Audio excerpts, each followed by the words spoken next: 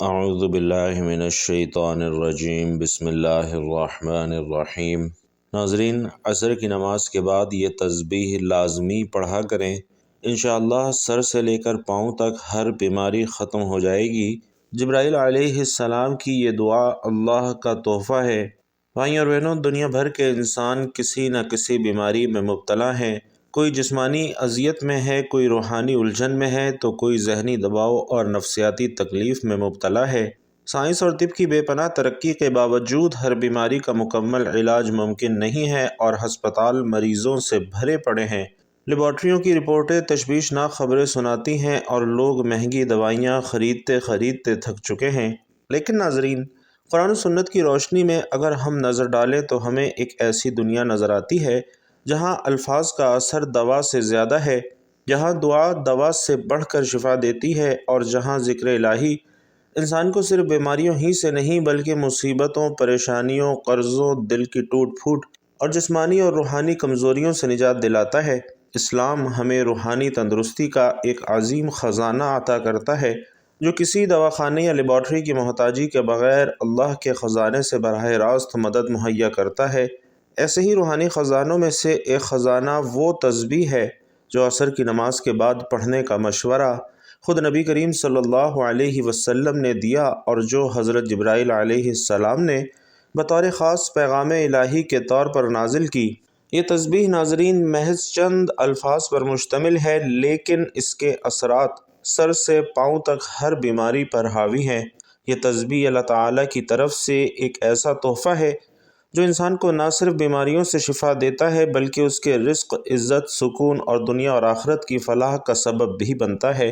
قرآن مجید میں بارہا ذکر کیا گیا ہے کہ اللہ تعالیٰ نے انسان کو بے مقصد پیدا نہیں کیا، بلکہ اس کی ہر آزمائش، ہر تکلیف، ہر بیماری کے پیچھے ایک حکمت ہے۔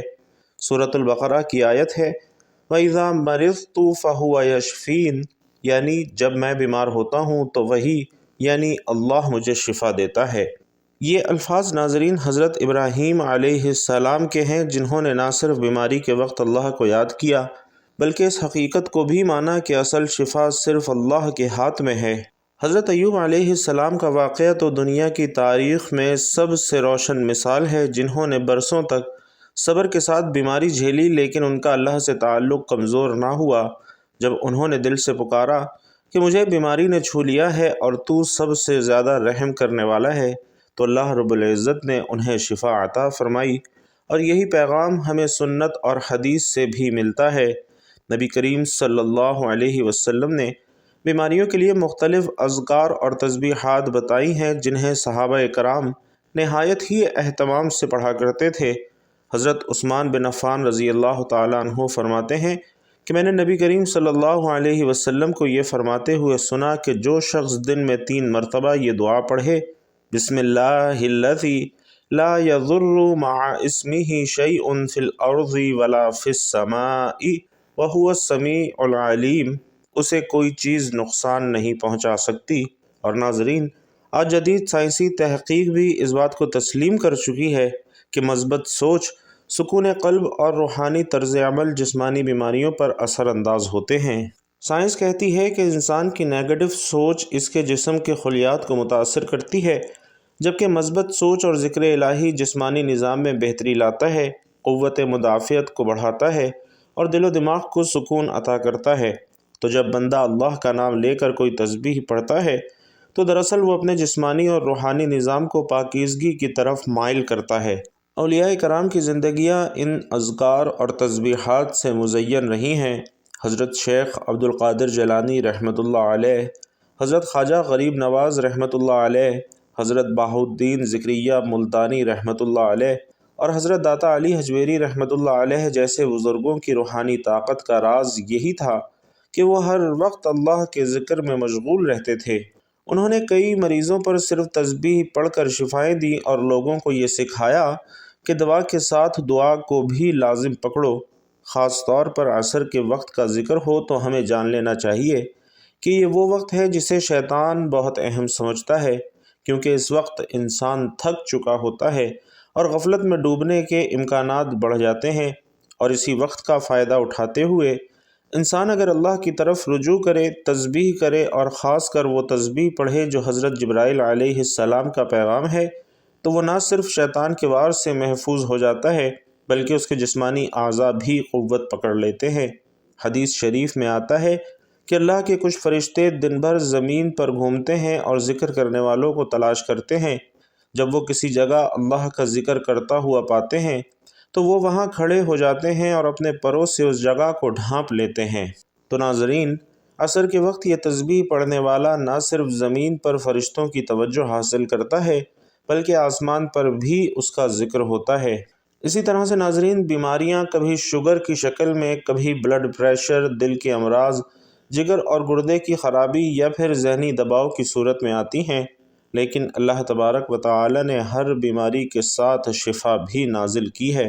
حدیث مبارکہ میں آتا ہے کہ اللہ تعالیٰ نے کوئی بیماری نہیں اتاری مگر اس کے ساتھ دوا بھی اتاری ہے، اور اگر ہم اپنے ایمان کو تازہ کر کے اللہ سے رجوع کریں، اس کی تسبیح کریں، اس کے محبوب فرشتے جبرائیل علیہ السلام کی دعا کو اپنائیں، تو انشاءاللہ ہمیں بھی جسمانی اور روحانی ہر طرح کی بیماری سے نجات مل سکتی ہے۔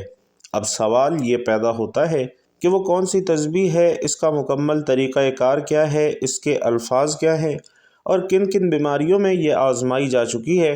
اس تسبیح کو پڑھنے کا درست وقت کیا ہے، اس کے شرائط اور آداب کیا ہیں۔ تو بھائیوں اور بہنوں، یہ سب اسی مختصر بیان میں آپ کو بتا رہا ہوں، اور یاد رکھیے کہ جو دل اللہ کی یاد سے آباد ہو جائے اسے دنیا کی کوئی بیماری زیادہ دیر تک پریشان نہیں رکھ سکتی۔ حضرت ہود علیہ السلام حضرت نوح علیہ السلام کی نسل سے تھے اور عرب کے مشہور قبیلے عاد کی طرف نبی بنا کر بھیجے گئے۔ قوم عاد ایک طاقتور، عظیم الجثہ اور دنیا پر فخر کرنے والی قوم تھی۔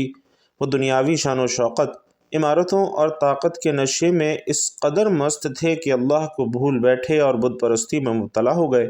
قوم عاد موجودہ یمن اور حضرموت کے درمیانی علاقے میں آباد تھی۔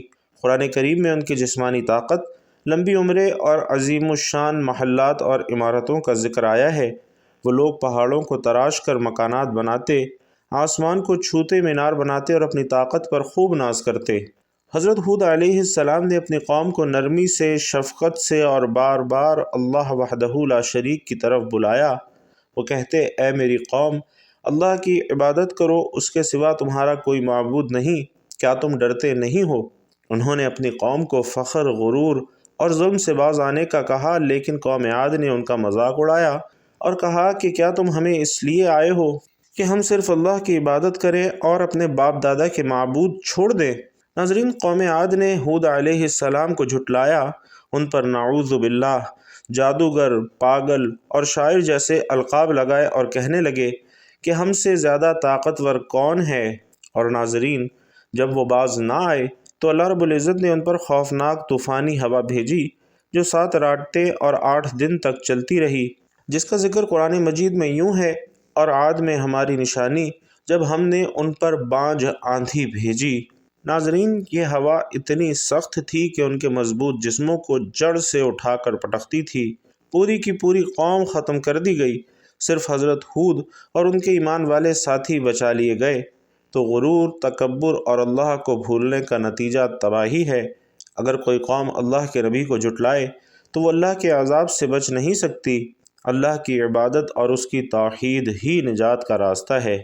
حضرت شعیب علیہ السلام حضرت ابراہیم علیہ السلام کی نسل سے تھے اور آپ کو مدین کی قوم کی طرف نبی بنا کر بھیجا گیا۔ قوم مدین کے لوگ بہت چالاک اور خود غرض تھے، اور ان کی بڑی برائیوں میں ناپ تول میں کمی کرنا، دھوکہ دینا، سود خوری، راستے میں ڈاکہ ڈالنا اور اللہ کے نبیوں کی مخالفت کرنا شامل تھا۔ حضرت شعیب علیہ السلام نے انہیں اللہ کی عبادت، انصاف اور سچائی کی طرف بلایا، جیسا کہ قرآن مجید میں ارشاد ہے کہ اے میری قوم، اللہ کی عبادت کرو، اس کے سوا تمہارا کوئی معبود نہیں، اور ناپ تول میں کمی نہ کرو۔ قوم مدین نے حضرت شعیب علیہ السلام کو جھٹلایا اور کہا، کیا تمہاری نماز تمہیں یہ سکھاتی ہے کہ ہم اپنے باپ دادا کے معبود چھوڑ دیں؟ انہوں نے حضرت شعیب علیہ السلام کو شہر سے نکالنے کی دھمکی دی، اور آخرکار اللہ کا حکم آ گیا اور ایک شدید زلزلے کے ذریعے پوری قوم کو تباہ کر دیا گیا۔ قرآن مجید میں ارشاد ہے، تو انہیں زلزلے نے پکڑ لیا اور وہ اپنے گھروں میں اوندھے پڑے رہ گئے۔ حضرت شعیب علیہ السلام اور ان کے ماننے والے اللہ کے حکم سے بچا لیے گئے۔ تو ناظرین، ظلم، ناپ تول میں کمی، سود اور بے ایمانی عذاب الہی کو دعوت دیتی ہے۔ جو نبی کی مخالفت کرے وہ اللہ کی پکڑ سے نہیں بچ سکتا۔ نماز، دیانت اور عدل نجات کا ذریعہ ہیں، اور اس طرح کی برائیاں اور اللہ کے نبیوں کو جھٹلانا، اللہ تعالیٰ کے احکامات پر عمل نہ کرنا، عذاب اور بیماری کو دعوت دینے کے مترادف ہے۔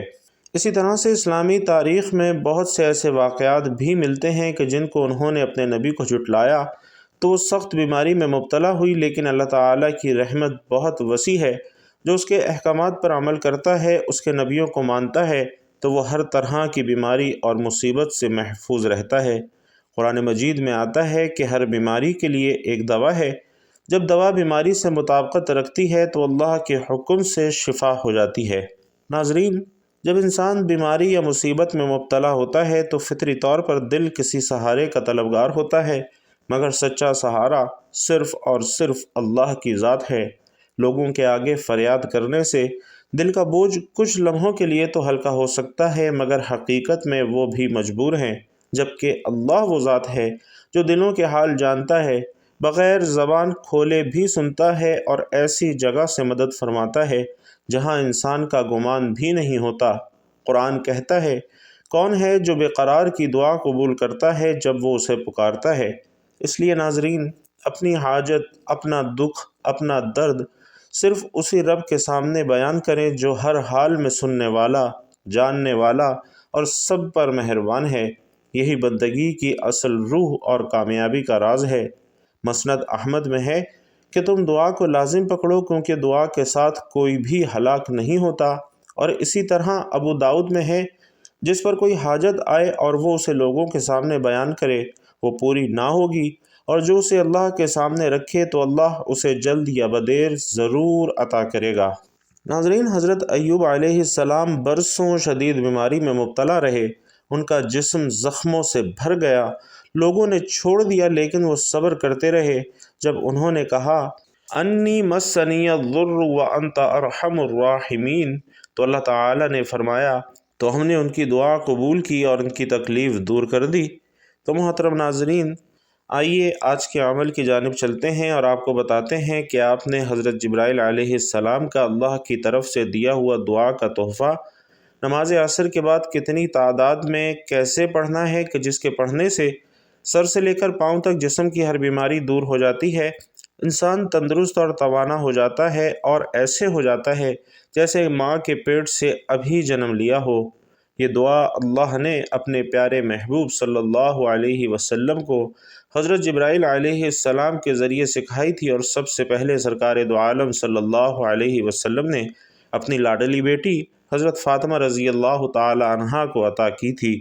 حضرت فاطمہ رضی اللہ تعالی عنہا کی ایک حدیث میں اس کا ذکر موجود ہے کہ ایک روز آپ رضی اللہ تعالی عنہا نے شدید فقر و فاقہ کی وجہ سے رسول کریم صلی اللہ علیہ وسلم سے عرض کیا کہ 1 ماہ ہو گیا ہے، گھر میں چولہا جلانے کی نوبت تک نہیں آئی۔